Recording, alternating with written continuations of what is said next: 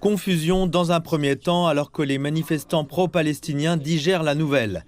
Si la Cour internationale de justice est d'accord avec l'Afrique du Sud pour dire qu'Israël commet vraisemblablement un génocide à Gaza, les juges ne vont pas pour autant appeler à un cessez-le-feu.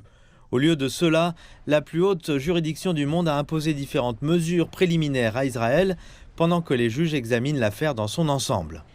Israël doit, conformément aux obligations qui lui incombent en vertu de la Convention sur le génocide, en ce qui concerne les Palestiniens de Gaza, prendre toutes les mesures en son pouvoir pour empêcher la commission de tout acte entrant dans le champ d'application de l'article 2 de la Convention. Cela signifie qu'Israël doit faire davantage pour permettre à l'aide humanitaire d'entrer à Gaza.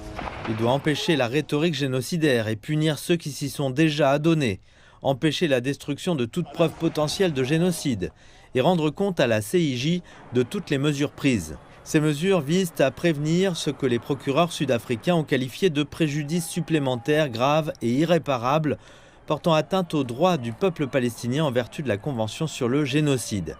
La Cour a également demandé la libération immédiate et inconditionnelle des otages détenus par les militants du Hamas à Gaza. Les mesures préliminaires sont toutes juridiquement contraignantes, mais cela ne signifie pas qu'elles peuvent être appliquées si les parties ne les respectent pas. Dans ce cas, l'étape suivante consisterait à demander l'intervention du Conseil de sécurité des Nations Unies.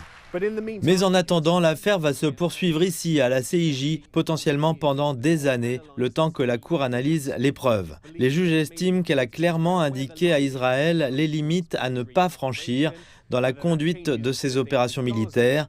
Quant à savoir si cela changera quoi que ce soit pour les habitants de Gaza, c'est une autre affaire.